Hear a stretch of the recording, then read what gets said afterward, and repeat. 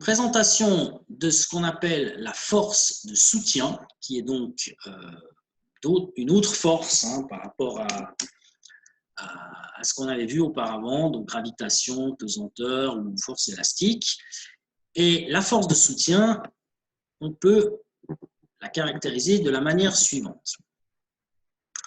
Lorsque vous avez un objet, ici qui est représenté sur mon schéma par un bloc, un rectangle en fait, lorsque vous avez donc un objet qui est posé, qui est donc en contact avec une surface, eh bien, cette surface va exercer sur l'objet, sur le corps, une force qu'on appelle la force de soutien et qu'on appelle aussi la force normale, et ça je vais vous en parler dans un tout petit moment du deuxième nom. Je vous dis tout de suite, moi j'ai l'habitude d'utiliser cette dénomination, force de soutien. Et la caractéristique de cette force de soutien, c'est qu'elle est toujours perpendiculaire à la surface. Alors, vous ne le savez peut-être pas, mais si vous ouvrez un dictionnaire, le mot normal, en fait, veut dire perpendiculaire. Donc, il y a plein de significations, il y en a plusieurs de définitions pour le mot normal, mais si vous regardez dans un dictionnaire, étonnamment, la première définition, c'est la définition mathématique qui est que normal, pardon, c'est pas ça que je voulais faire, c'était ça, voilà. Donc, normal, ça veut dire perpendiculaire.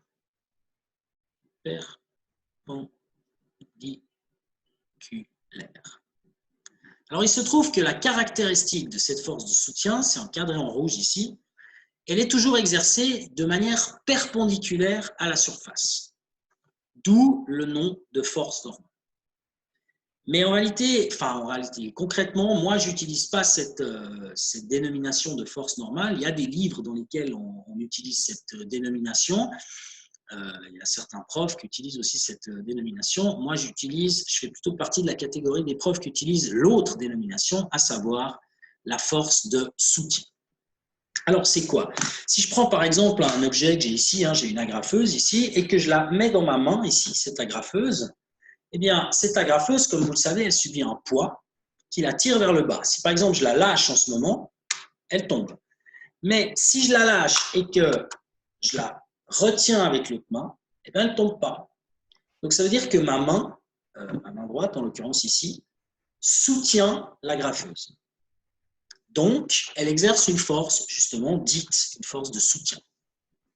Alors, cette force de soutien, si on regarde un petit peu ce qui se passe ici dans les deux schémas, les deux schémas que je propose, eh bien, vous avez dans un premier schéma, à gauche, vous avez une surface qui est horizontale.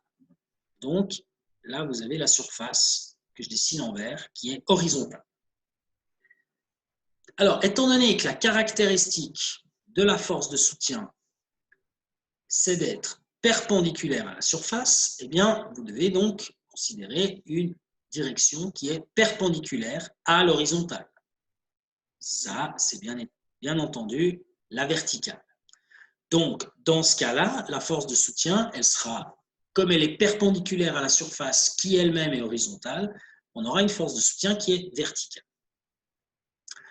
Donc, cette force de soutien, on va la dessiner de cette manière. Il s'agit en fait ici d'une force de soutien que le sol exerce sur le bloc. Donc, comme le sol est en bas et que le bloc est en haut, eh bien, c'est une force qui va de bas en haut, comme ceci.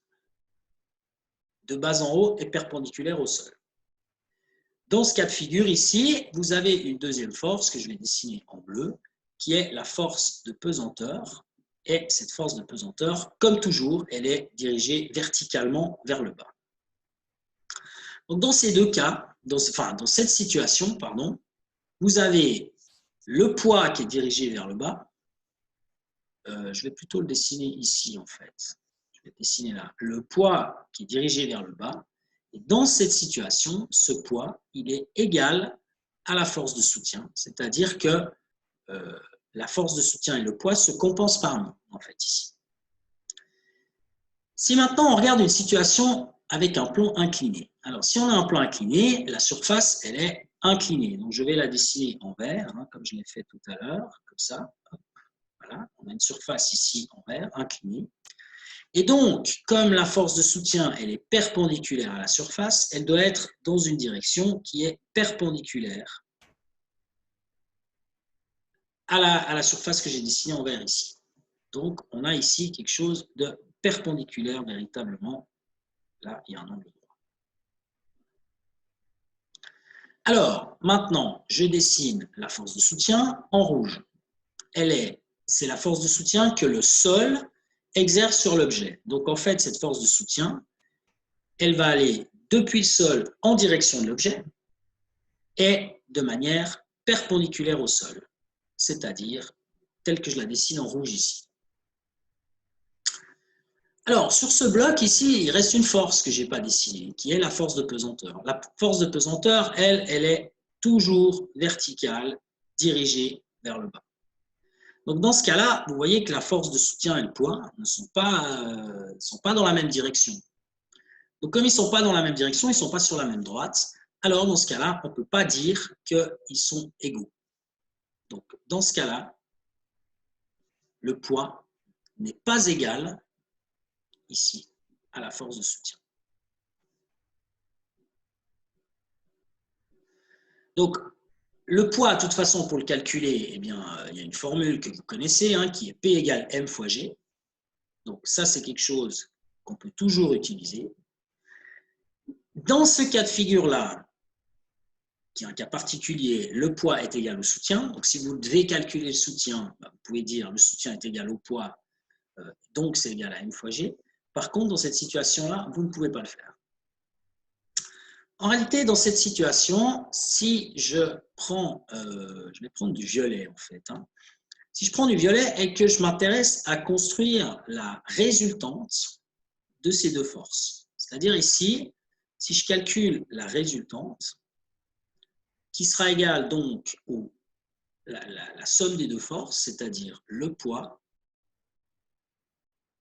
auquel j'ajoute la force de soutien, eh bien, si on utilise les méthodes qu'on a vues au début du chapitre, dans les tout premiers exercices, c'est-à-dire la méthode où il faut faire des translations de vecteurs, il faut donc prendre ce vecteur S et l'ajouter au bout du vecteur P, ou, si vous préférez, l'inverse, prendre le vecteur P en bleu ici et l'ajouter au bout de S. Donc, dans cette situation, qu'est-ce qu'on fait? On fait S plus P, et puis, si vous préférez passer par en bas, eh bien, on fait P en bleu plus S en rouge.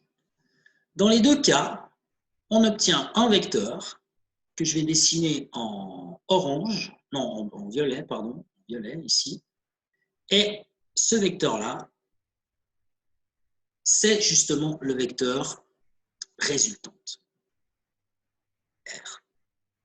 Donc, ça veut dire que ce bloc ici, quand il subit ces deux forces, le poids et la force de soutien qui sont inclinées l'une par rapport à l'autre, eh bien, la résultante n'est plus égale à 0, comme c'est le cas ici.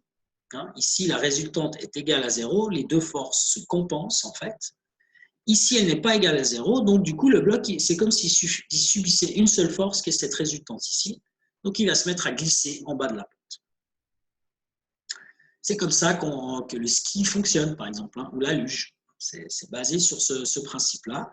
À cause de la pente, eh bien, le poids et le soutien ne sont plus dans la même direction, donc ne se compensent plus.